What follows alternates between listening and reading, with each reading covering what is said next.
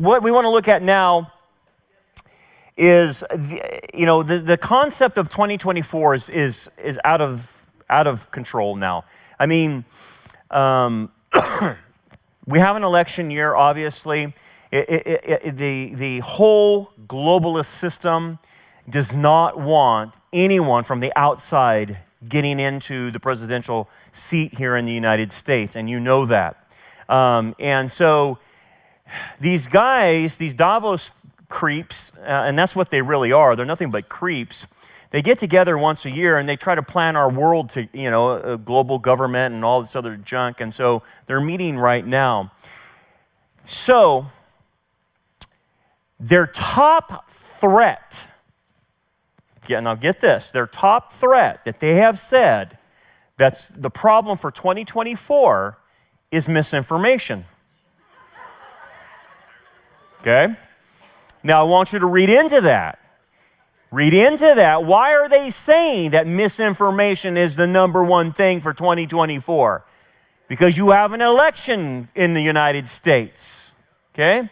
So they used to, the climate care hoax, all that junk, global warming. No, that's not on the top priority. So, just to show you how crazy these people are. Now, here's the thing. This is crazy, okay? This is a witch opening the ceremonies at Davos, okay? If this doesn't tell you it's satanic, I don't know what does.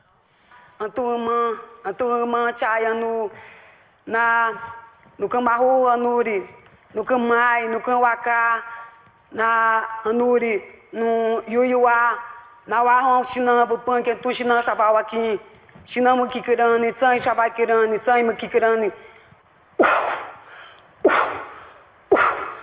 awama wanana no maunu wai sharai. Yeah, that's why I have bronchitis.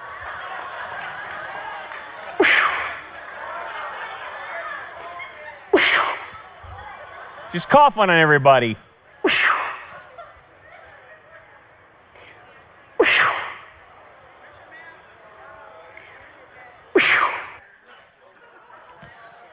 So that's how they start the ceremonies off at their satanic Luciferian, we're going to rule the world type of thing, okay? This is how crazy it is. Now, you think you can't make this stuff up. This is how wicked they are, right?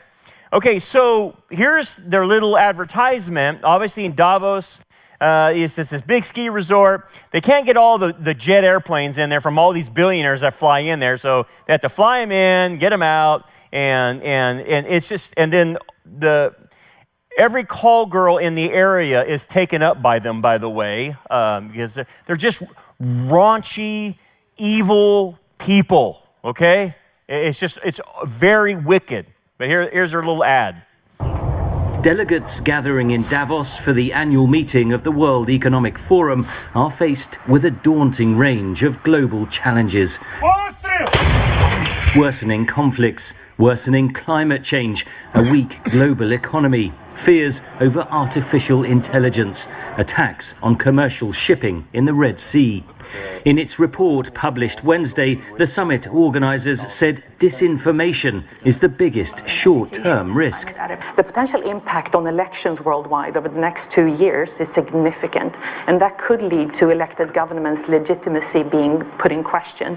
And this, in turn, could, of course, threaten democratic processes, lead to further social polarization, riots, strikes, or even intrastate violence. Why would she say that? What is she so worried about our election for? That this is a threat to democracy and misinformation, and it could turn up everything upside down. Why are they so concerned about it? Okay, so here is the WEF, the World Economic Forum's risk report that comes out every year. This is the 2024 Global Risk Report. And this is the global risk ranked severity by over, short, and long term. So this is a 2-year and 10-year. So as you can see, number one, they have put misinformation and disinformation as their number one threat for 2024. And then obviously you can see extreme weather events, societal polarization, cyber insecurity, interstate armed conflict, lack of economic opportunity, inflation, involuntary migration, economic downturn, pollution, yada, yada, yada, yada.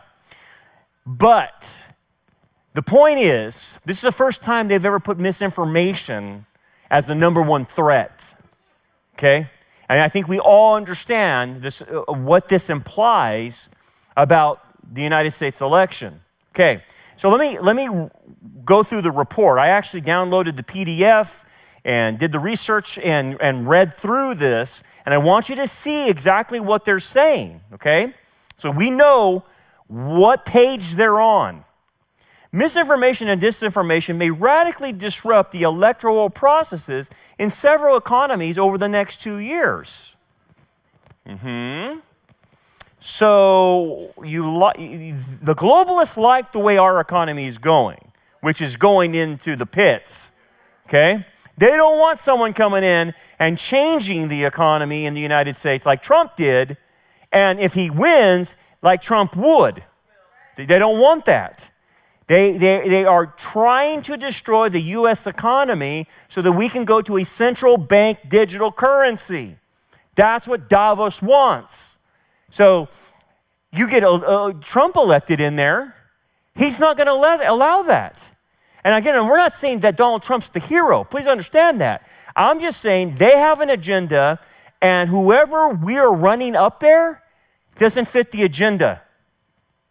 And they're telling you they're not going to allow it, okay? A growing distrust of information, as well as media and government as sources, will deepen polarized views. A vicious cycle could trigger civil unrest and possible confrontation. Where? In the United States? The only reason you're going to get civil unrest is if we don't have a fair election. That's the reason. But see, you understand when they prompt that to you, they're already saying, we already knew you guys would be mad at any election. We knew January 6th was going to happen, right? They're prompting it. They're already saying it. It's going to depolarize America. Yeah, if you don't work in our Constitution under our framework, you will polarize America. Because most people are not going to put up with that if you decide not to have a fair election, if you decide to cheat in the next election. I'm telling you, man, they're already signaling to you what they're planning to do, okay? The presence of misinformation and disinformation in these electoral processes could seriously destabilize the real and perceived legitimacy of the newly elected governments. Excuse me, are you referring to the Biden government? Is that who you are referring to? That the misinformation, disinformation could destabilize the real one? Because we had a rigged election. Biden didn't win. And so you're putting on us, projecting on us what you did to us. Risking political unrest and violence and terrorism and long-term erosion of a democratic process. Oh, really? Because now all the information now is coming out about January 6th. I think we already know what's happened there. And we know about the masks. And we know that Fauci now admits it came out of Wuhan lab now. Is that the information you're talking about? What disinformation are you talking about now? What are you trying to say? I want to know. Because everything we have said has been proven true. Disinformation will be increasingly personalized to its recipients and targeted to specific groups, such as minority communities, as well as disseminated through more opaque message platforms such as WhatsApp and WeChat. You know why they don't like WhatsApp and WeChat? It's encrypted. So when I communicate to the Israeli IDF guys, I'm doing it on WhatsApp because it's encrypted. I'm not going to do it on a regular text, and neither are they. But that's why they don't. Why did they mention that? Because they don't want. They want to break through. They want to read people's text. They want to know what communication is going out and in. The implications of these manipulative campaigns, could be profound, threatening the democratic processes.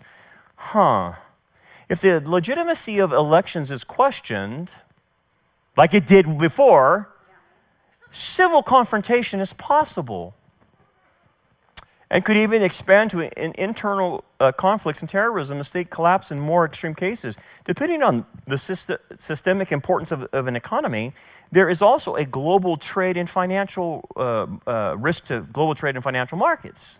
Oh, so what they're saying is, if you get the wrong person in your presidency in the United States, you guys could hurt our global trade and financial markets. That's what they're saying, okay?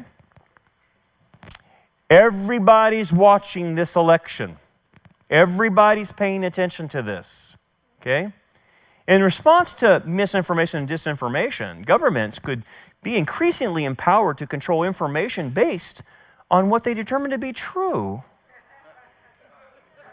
They actually said that. That's from their report. They just said that. Okay, I don't need to know anything else after this. If they're telling me that governments need to be empowered to control information and that the government determines what is true, we got a major problem. At what point did we ever reach a point in Western society where we say, oh yeah, I totally trust the government on all the information they give out. They're totally trustworthy. CDC, all those guys, they're all great. FBI, CIA, they're all great. They never tell a lie. What? Who thinks like this?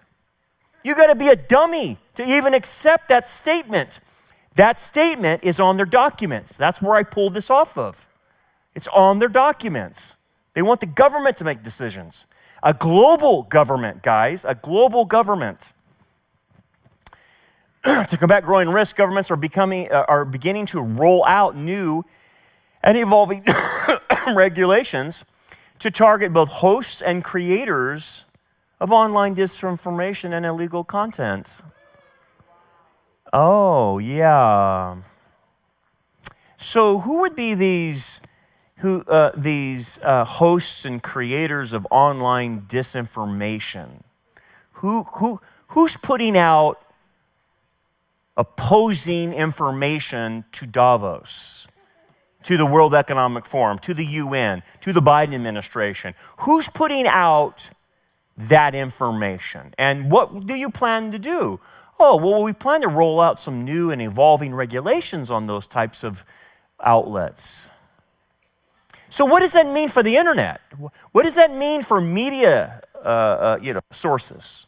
I was listening to even this morning, Glenn Beck this morning was pitching a fit because he's one of the guys targeted in this. Not just him, but any other conservative pundits out there that are screaming, saying, what are you talking about, man? You can't be doing things like this.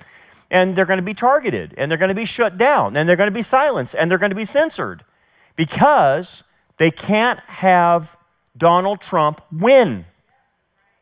Nascent regulation of generative AI will likely complement these efforts. Oh, what did they just tell you? We're going to use AI to do it on the media level to censor everybody. So the AI will have an algorithm and shut it down. Okay, so like I was listening to Glenn Beck this morning, and he was talking, and he was something about his YouTube, but I can't remember the exact details, but like, we're having the same problem. We're shadow banned. Rock Harbor is shadow banned. So you don't see the real numbers. And Glenn Beck, apparently, his numbers should be astronomical, but it's being shadow banned by YouTube and all these other algorithms to where you can't even hardly find the information. And he was like pointing out on his program today, like Russell Brand.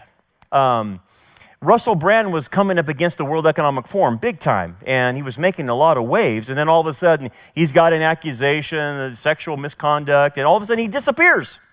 And you can't find Russell Brand anymore.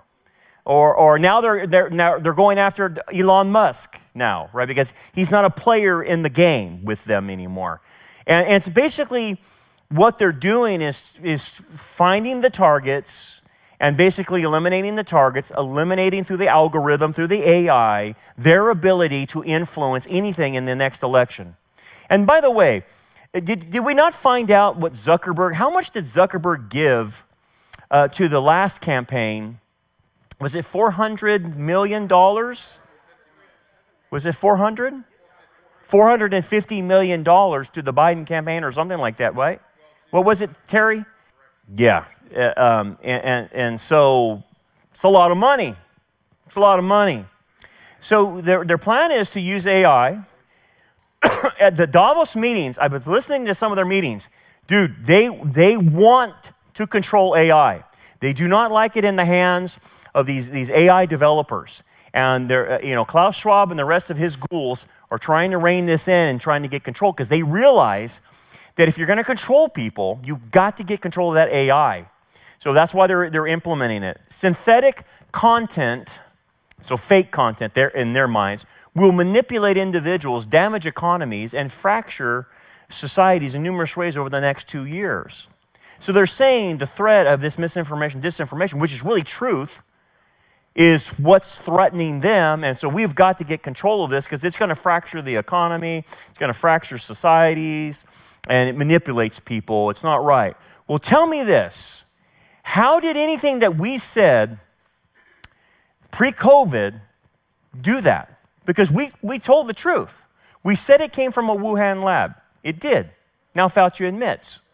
Or anything else that came out. The policeman on January 6th, he got found out that he was lying. Right? That story came out today. What disinformation are we talking about now? The masks don't work? We know the masks don't work. Why did you make us do it? And why did YouTube ban me when I said that the vaccines don't work or the masks don't work? Why did they do that? Because now they don't. I mean, does this make sense? So then they continue on and they say this: falsified information could be developed in pursuit of diverse goals. Well, yeah. From climate activism to conflict escalation. So what are you worried about, a civil war? You worried that we're not going to jump on the bandwagon of your ESG score and jump on the bandwagon of your climate activism, your Save the Planet, Greta Thunberg type of mentality? You don't like that? New classes of crimes will proliferate. You understand what they're trying to say? They're already saying you guys are going to become the enemies. You're going to create new crimes because of your disinformation, such as non-consensual deep-fake pornography. Okay, they threw that in there. Or stock market manipulation. However, even as the insidious spread of misinformation and disinformation threatens the cohesion of societies, there is a risk that some governments will act too slowly, facing a trade-off between preventing misinformation and protecting free speech. What did they just say? Kiss free speech goodbye. That's what they just said. Because the governments will act too slow, and we've got to get a hold of this misinformation. Misinformation is not free speech, and so we've got to curtail that. So we're not really worried about free speech. The Davos group doesn't care about free speech. That's the problem. That's scary. But here, this is like them telling you, this is how we're rolling. And no one seems to pay attention to these people. No one takes them seriously. And yet, all the political leaders are listening to them. They're the ones encouraging Macron and the Biden administration and everyone else to do these things. Okay? So, Glenn Beck, like I said, I was listening to him this morning. He brought up an article on The Independent, and it was targeting him. Along with other, I think Jordan Peterson is another target they're going after because Peterson is denying this whole climate hoax junk, so they're going after him. And they want to stop it. So anyway, on this independent report, it said climate misinformation is rapidly mutating across social media, allowing nefarious actors to skirt restrictions and continue to profit, according to a new report. And here's what the report said. So this report by a nonprofit research group, Center for Countering Digital Hate, which frankly that just is made up, right? The Center for Countering Digital Hate, found that this new denial falls into a few broad groups. That the impacts of global heating are beneficial or harmless, that climate solutions won't work, and that climate science and the climate movement can't be trusted. It's true, I totally agree. Climate advocates and policymakers must recognize this shift or risk losing the information battle necessary to deliver climate solutions. Yeah. So, as the article is pointing out, no one's buying it anymore. It's a joke. It's a hoax. It's been proven wrong. But they have to keep pushing it. And so they're saying, we're worried about this disinformation from guys like Glenn Beck and Jordan Peterson, climate deniers, denying science, yada, yada, yada. So we've got to silence this if we're going to deliver climate solutions. What are climate solutions? Yeah, that's the opposite. What do they want in a green economy? Okay, they don't want any drilling, they don't want any gas, they don't want any oil, elimination of fossil fuels, wind, solar, all that junk, which basically will cripple the economy so that they can get control of the economy and turn it into a digital currency. Okay, that's what the green agenda is. That's what their climate solutions are meant to do. It's not for saving the planet. It is a policy to destroy the free market system. And look, all you have to do is get basically three areas in any nation. You get their energy, you get their economy, and you get their food. That's it. If you can control those three areas, you have that economy. And they're doing it. They're telling us what we can eat. They're telling us about where we can, this whole green thing. That's what this is about. And they're not backing off. Okay? Now, listen to this insane individual from Davos. Davos speaker demands International Criminal Court prosecute ecocide. I guess you could just make up terms whenever you want. Ecocide to punish farmers alongside war criminals. Yeah, ecocide. That's a new term, ecocide. I've never heard that. So when you're delusional and you're at Davos and you're on drugs, this is the words you come up with, okay? Ecocide. So listen to her. What she is saying, this is from an insane person. She says, the International Criminal Court should add ecocide to its brief alongside genocide. What?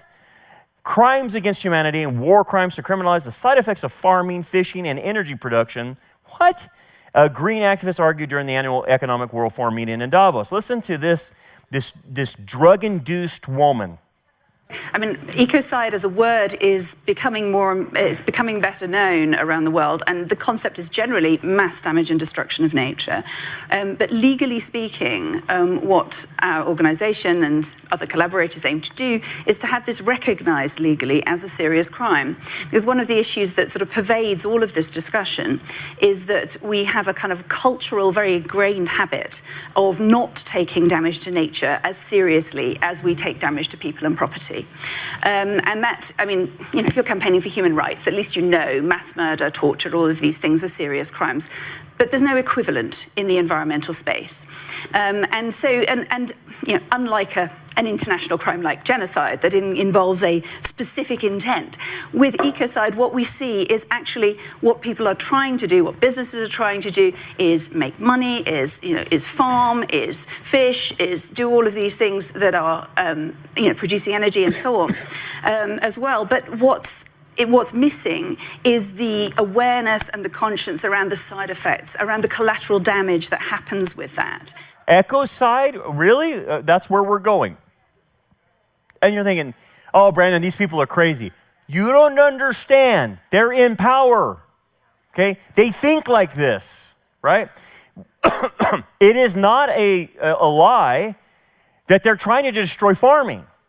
Okay? They're destroying farming in Europe. They're destroying farming here around the world. Why? Because you have to control the means of production of food. And so This is why they're having so many problems in Europe. And it's that farmers are bad for the environment. The cows are bad for the environment. It's a whole attack on this. And it's not going away. It's part of this green agenda. Okay? So, what's the point though? Let's bring things together, because 2024 is going to be a crazy year. What they're preparing to do is that if you disagree with the government, you're going to get put in your digital ghetto. Okay?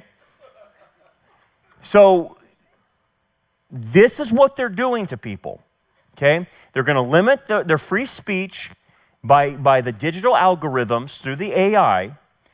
You'll either be canceled, you're going to be fired, you're going to lose your license, you're going to be censored. You'll have trumped-up charges made up against you. FBI may even show up at your door, okay, if you're one of the big shots, right? This is what they plan to do. This is why 2024 is going to be off the hook for what's happening in America, because they are not about to allow it ever to go back. They just can't. So, what do we know? January 6 videos prove that the Capitol Police lied on the Oath Keepers trial. That's nothing. You didn't hear anything about that. We now know that there was problems with our elections and locally as well. We know Fauci admitted it. That came out of a lab. Masks don't work. Global warming's fake. The economy. We have fiscal disinformation now about debt and interest rates. They're lying to us, telling everything's fine. We now have admission now that Hunter laptop is real by the DOJ. How come for years they wouldn't say it? Now they will. Obviously, they're going to push the ESG score. ESG score is not going anywhere soon.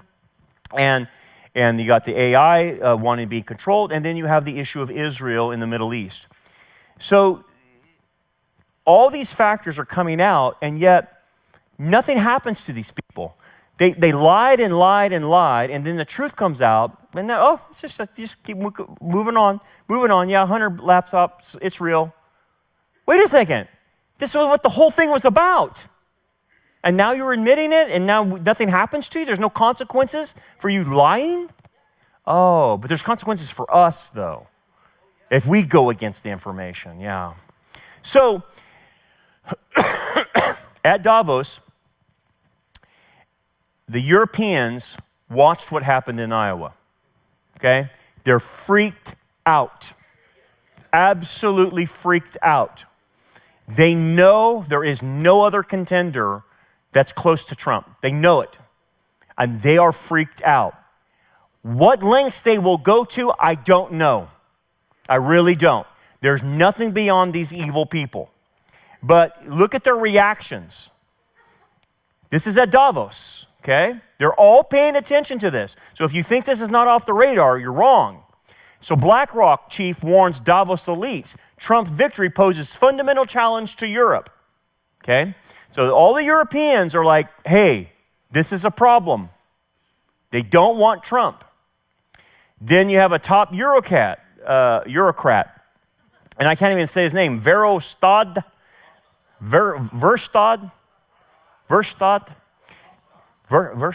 Okay, Verhofstadt, whatever. I can't say his name. Verhofstadt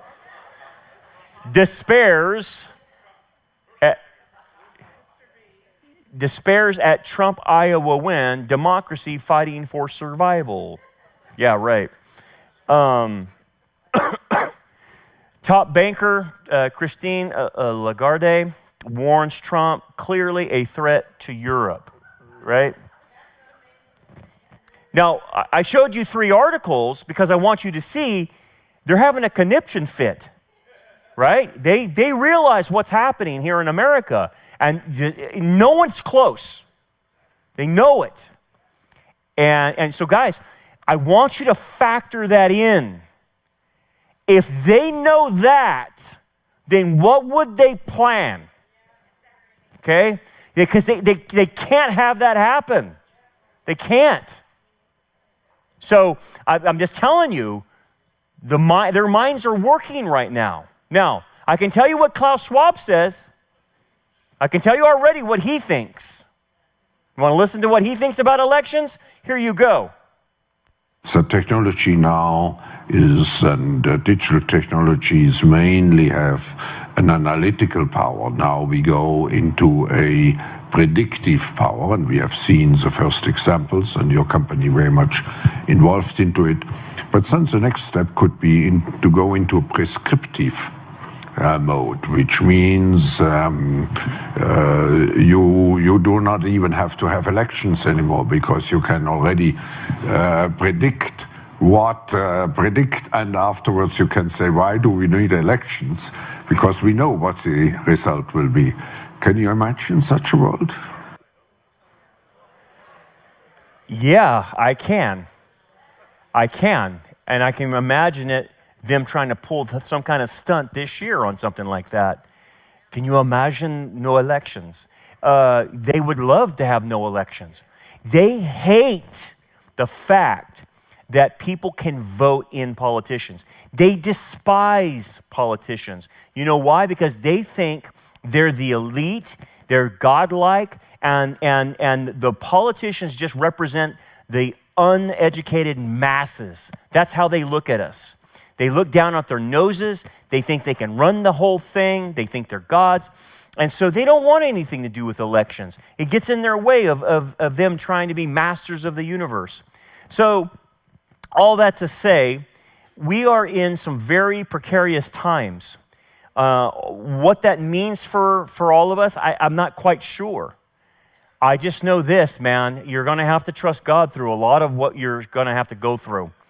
He's going to be the only way you navigate through this crazy time. These people are off the chain crazy. They're evil. There's no telling what they will do. I hate to think what they would start in America to prevent Donald Trump from getting into the presidency. It's very scary to think at what lengths they would go to. If anything, I think the censorship is a big deal for this year.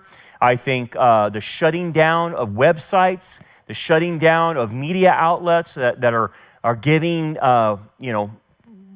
information that's going against the narrative. I think a lot of that's going to happen, and so we'll see. But it's like Jan Markell said. What do you expect the end times to look like? It seems like chaos. But understand this. There's a program and a plan that God's doing. He's working the plan to bring this to a head. They do want a global government, and He will allow them to have a global government, and it will destroy them. So a lot of what we're watching is a development of what was predicted by Daniel and by John thousands of years ago, and here we are in 2024, watching the setup of a global government right in front of our very eyes.